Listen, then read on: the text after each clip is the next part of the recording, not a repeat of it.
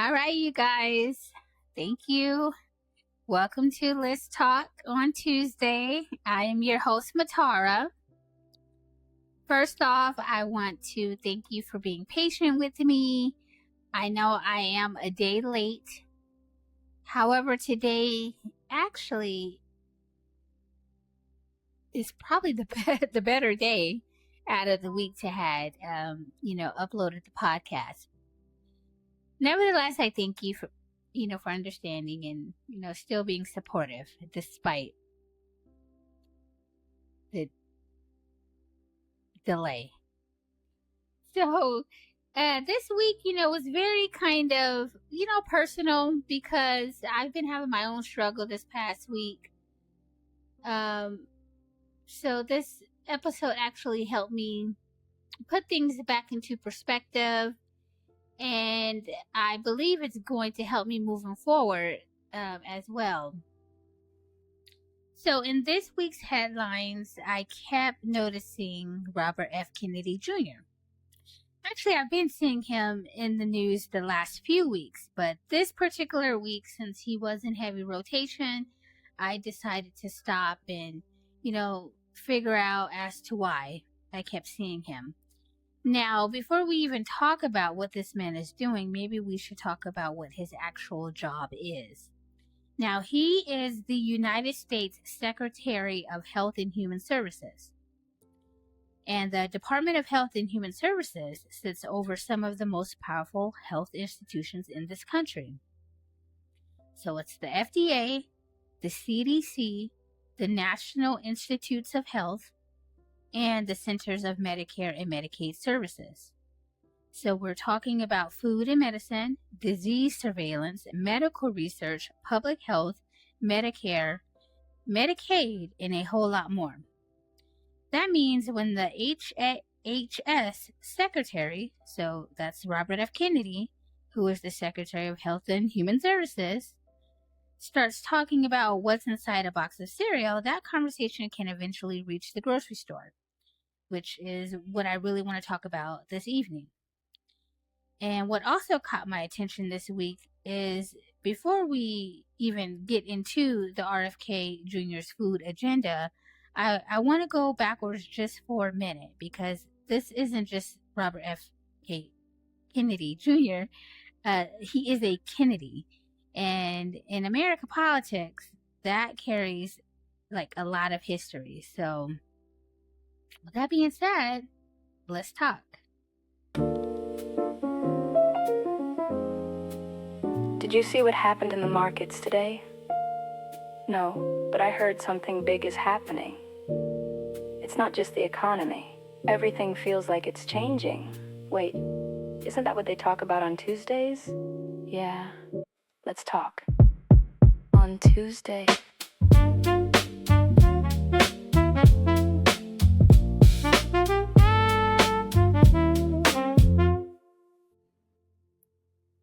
Okay, now we're all aware of the Kennedys' history from school. Most of us know at least the basic history. John F. K. Kennedy becomes president. He's young, he's charismatic, comes from a wealthy family in a political dynasty. Then November 22nd of 1963 happens, Dallas, and then the president is assassinated. His brother, Robert F. Kennedy, had served as Attorney General for the United States, and 5 years after JFK's assassination, Robert Kennedy is running for president. June of 1968 comes around. He wins the California Democratic primary, and shortly afterward, he is shot. He dies the next day. Now think about that family history for a second. We have two brothers, one president, one attorney general, and a presidential candidate, both assassinated within 5 years of one another. And Robert F. Kennedy Jr. is Robert Kennedy's son. So when RFK Jr. talks about government institutions, distrust of government, intelligence agencies, pharmaceutical companies, or corporate influence, whether you agree with him or disagree with him, you have to understand the family history he's carrying into the conversation. Now, I'm going to tell you what I believe. I believe the American government owes the Kennedy family a debt. Now, can I pull out a government document saying, dear Kennedy family, we owe you one cabinet position? No, of course not. That's why I'm not presenting it as fact. I'm telling you how I look at the history. And I think it's worth asking the question because here we are decades later. Donald Trump, of all people, brings Robert F. Kennedy Jr., who spent much of his political life associated with causes outside the Republican establishment, into his administration and gives him control of one of the most consequential departments of the federal government, or in the federal government. A Kennedy is back in the executive branch, sitting at the cabinet table. So I wonder about that. Is this simply politics? Was this just a coalition Trump needed during an election? Was RFK simply the right person at the right time for a political moment? Or when you look at the history of the family and the American government, is there another layer to this? I don't have an answer for you, but I do have a question. And sometimes I think we've gotten so uncomfortable with questions that we mistake asking one for making an accusation. Now, those aren't the same thing. So put that question on the shelf for now. We'll come back to it. Because whatever brought RFK into the administration, the more immediate question is, what is he doing now that he's there? And that's where we get into the food. So I want you to think about the last time you walked through a regular American grocery store and really stop for a minute to pay attention to what you've noticed down the aisles. There are entire aisles where almost nothing looks like what it looked like when it had first came out of the ground. And we become so accustomed to that it doesn't even look strange anymore. That's the interesting part because it feels normal. We have bright blue drinks that are now normal, candy that can sit on a shelf forever, which is normal. We have breakfast cereal that looks like a box of confetti, which is normal. A drink with enough sugar to qualify as somebody's dessert has now become normal. And then we have social media, which took already a complicated relationship with food and turned, eating itself into entertainment. Now, of course, I'm not bashing the mukbang culture, nor am I blaming it for the American health problems. I mean, I'm dealing with my own personal binges this past week.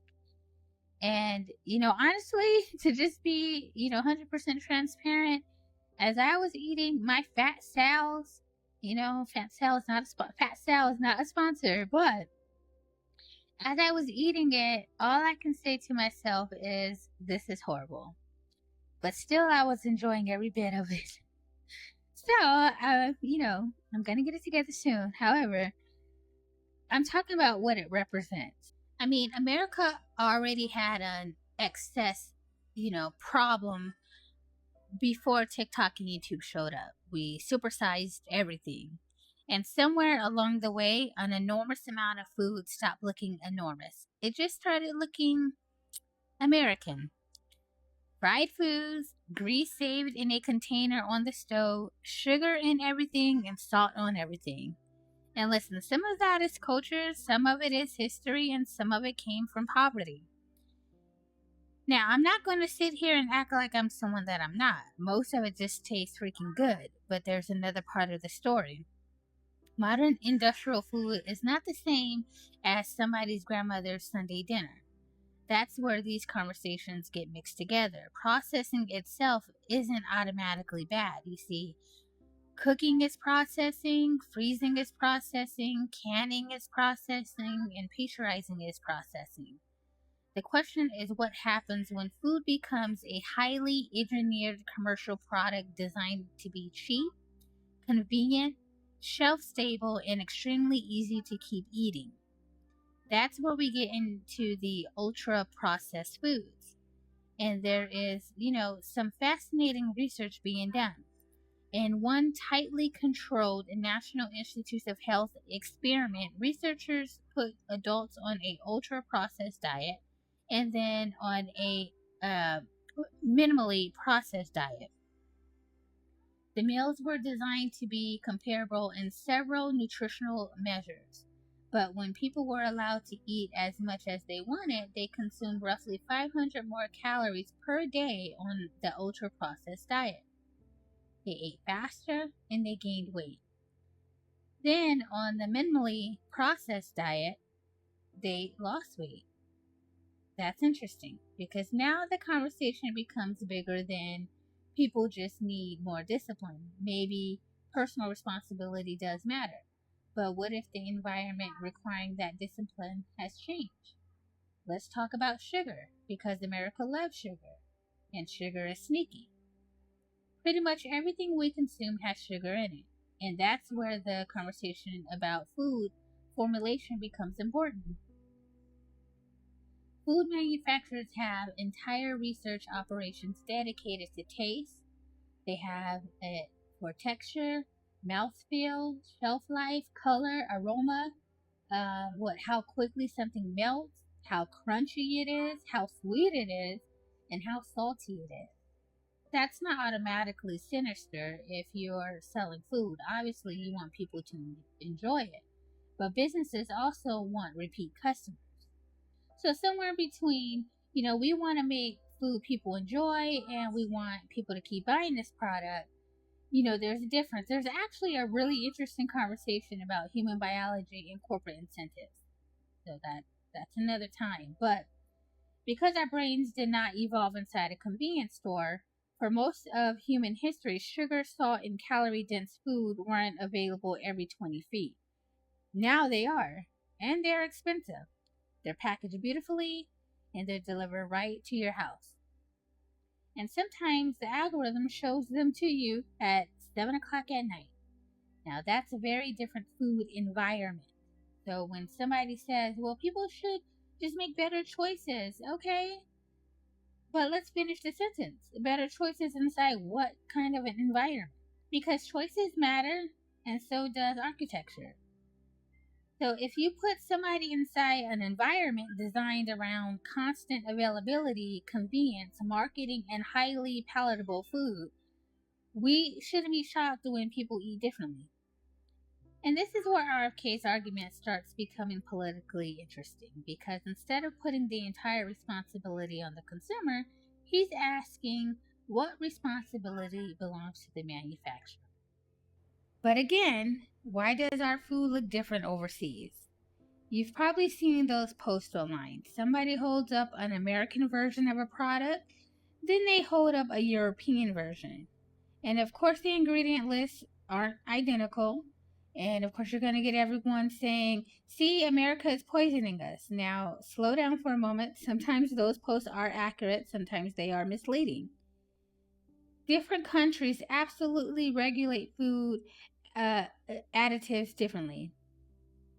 But banned in Europe has become one of the most popular phrases people throw around when the actual regulation can be more complicated than what is being said. Sometimes an ingredient is prohibited, sometimes it's restricted, sometimes it requires a warning. Or sometimes just a manufacturer voluntarily reformulates because the consumers in that country expect something different. So this is not as simple as Europe is good or America is bad, but there's a legitimate difference worth examining.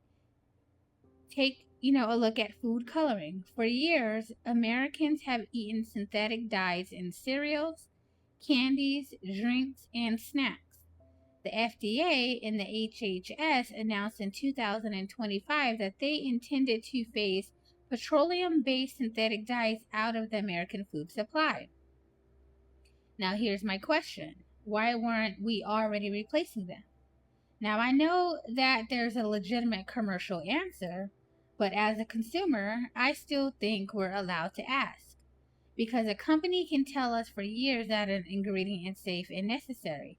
The regulation changes, consumer preferences change, the political environment changes, and then suddenly we're here, reformulating. And this isn't just an hypothetical anymore. We have Kraft Heinz that announced that it would stop launching new U.S. products containing certified FD&C colors and remove the remaining synthetic colors from its American portfolio by the end of 2027. Now, Kraft Heinz says nearly 90% of its U.S. products were already free from those colors. So regardless of whether you like RFK politically, something is happening. The conversation has moved, and that's important because politicians make promises every day. Corporate America issues press releases every day. But when a factory has to reformulate products, source different ingredients, and change supply chains, that's tangible. Now, the federal government is taking another look at something most Americans have probably never heard of, and that's GRAS. So GRAS, which stands for Generally Recognized as Safe. The GRAS pathway has allowed certain substances used in food to be treated as generally recognized as safe under particular conditions. Critics have argued for years that the system gives manufacturers too much ability to make safety determinations without enough mandatory FDA visibility. The administration is now trying to tighten that process, and this is where RFK agenda gets much bigger than food coloring. Food dye is easy to understand because we can see it.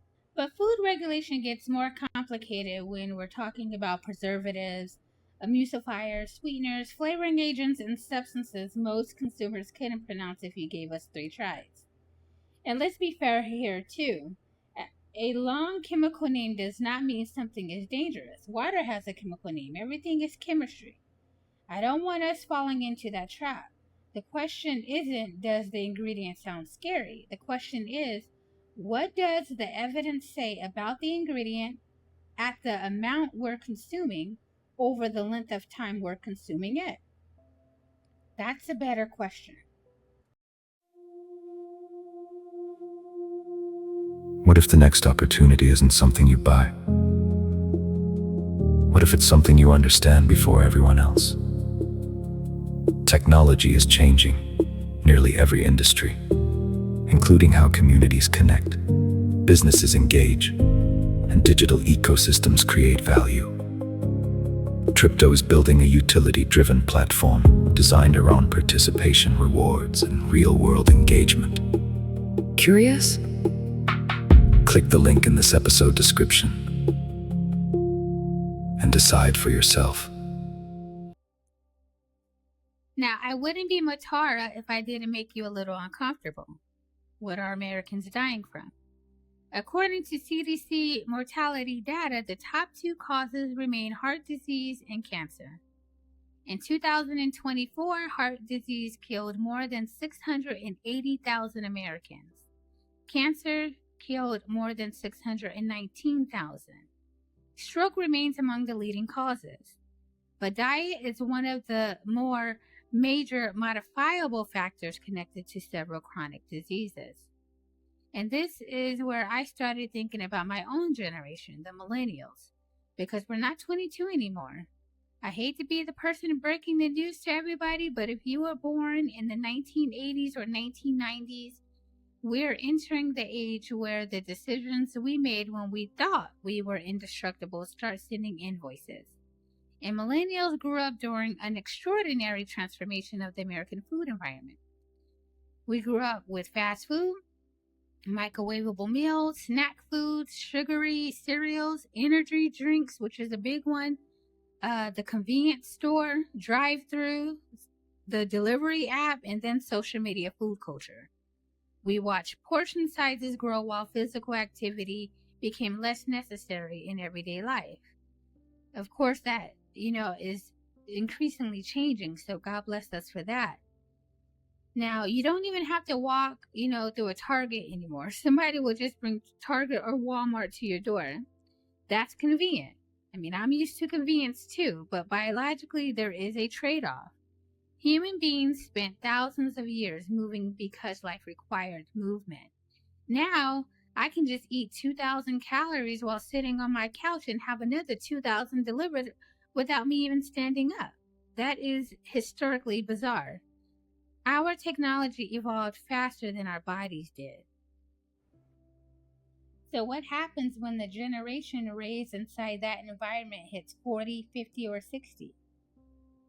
I don't like fear-based health conversations, but I do think we're reaching the age where, prevention stops being some abstract thing your doctor talks about.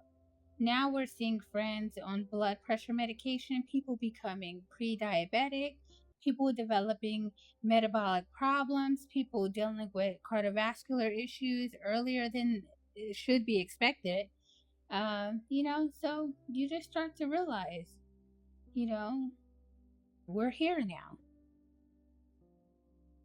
Now, this brings me back to Donald Trump and Robert Kennedy. When RFK joined Trump's coalition, the message became Make America Healthy Again, so MAHA. And at the center of that argument was chronic disease, especially childhood chronic disease.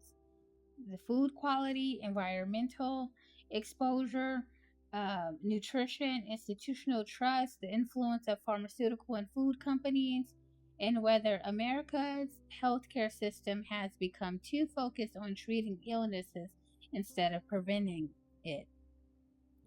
Now, there's a question he helped push into mainstream politics. Why does one of the wealthiest countries in human history spend so much money on healthcare while carrying such an enormous burden of chronic disease? That question deserves an answer, and Trump gave RFK the opportunity to try to answer it from the inside of the government. That's what makes the experiment so interesting. RFK spent years criticizing institutions. Now he runs the department containing several of those institutions. That's different. It's easy to stand outside the building and say, this system is broken. Okay, here's the key. Now you're inside. Here's the office. Here's the authority. Here's the budget. Here's the bureaucracy. What are you going to do? And that's why I'm going to keep, watching him. I'm watching because we're finally getting something we don't always get in politics. A test. You said the food system needed to change. Now you have the power. Now, I'm not going to end tonight's conversation in Washington because eventually we have to come home. You can remove red 40 from cereal. You can change regulation. You can reform grass. You can make companies rewrite ingredient lists. But none of that automatically makes everybody healthy because health isn't one ingredient and longevity isn't one supplement. So I started thinking about something much simpler. What does it actually mean to live a long life? Not just stay alive, I mean live. And I keep coming back to three things. That's mind, body, and soul. And now we have alignment. Your body needs nourishment, real nourishment.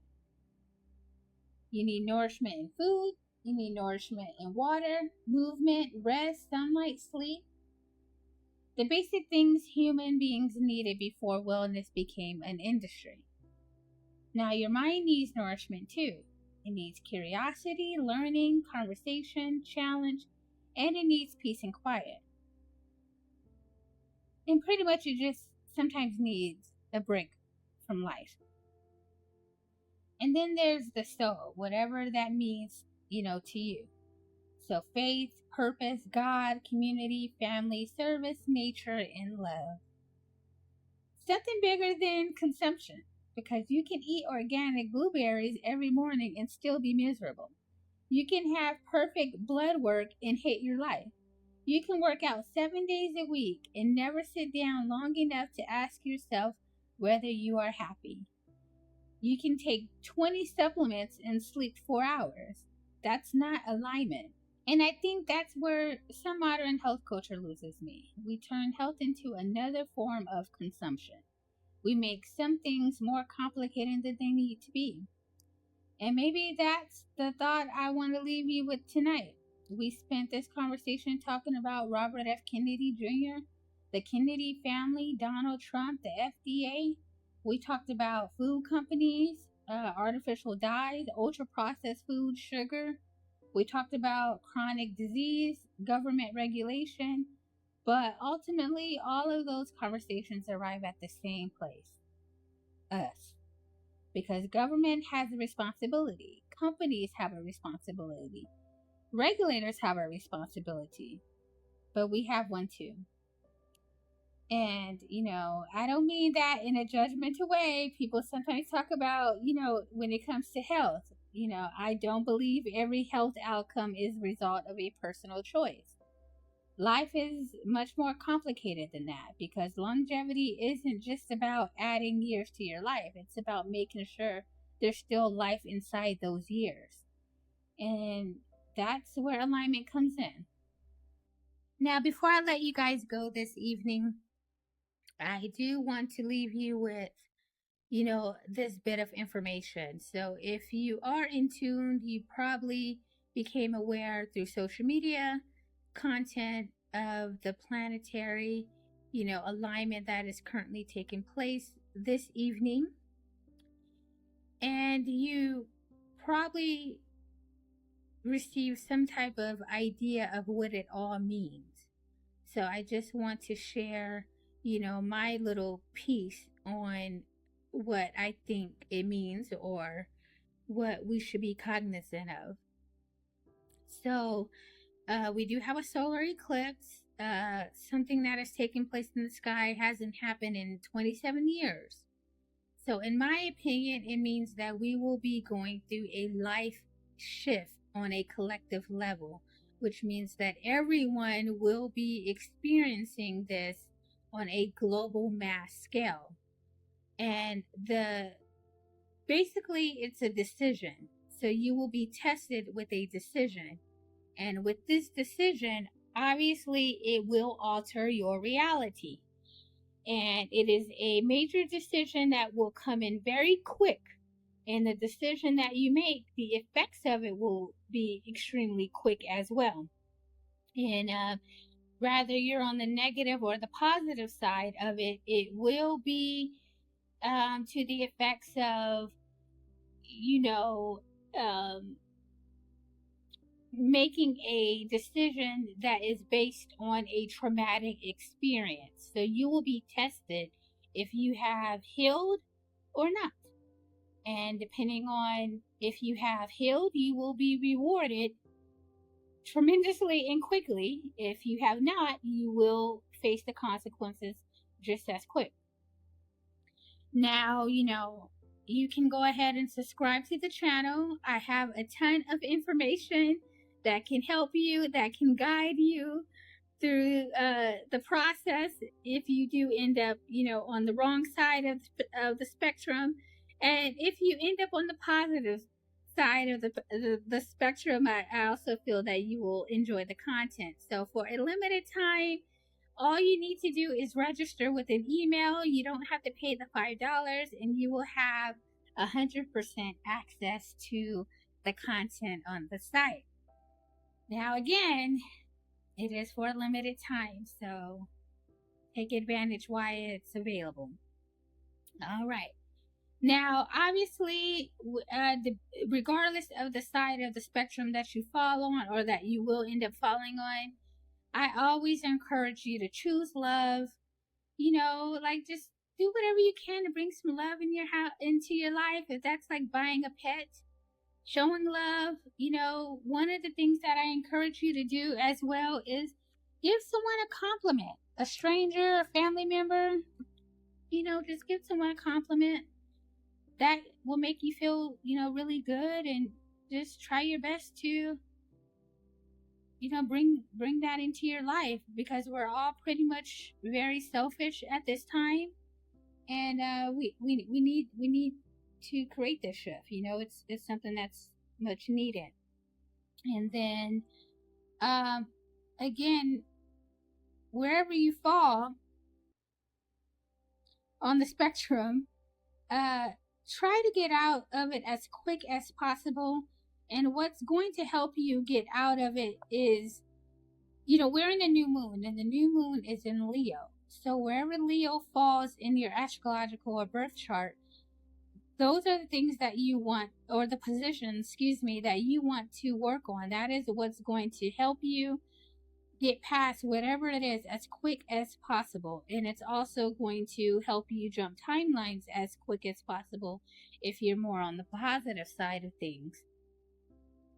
And then whatever you do, just do it, authentically and, perfectly courageous. Whatever that means to you in your own way. Don't do it just because it appeases someone else. So you always want to be guided by your own will. And if you are confused in any way, take a step back and listen to your own thoughts. Listen to what's in rumination, which means what thoughts are constantly being repeated. It's going to, give you a lot of insight and help you as a guide. But you must, quiet the mind in order to receive that information. So that's what I have for you guys tonight. I thank you, as always, for your support and for tuning in to Let's Talk on Tuesday. I am your host, Matara, and you guys have a great evening.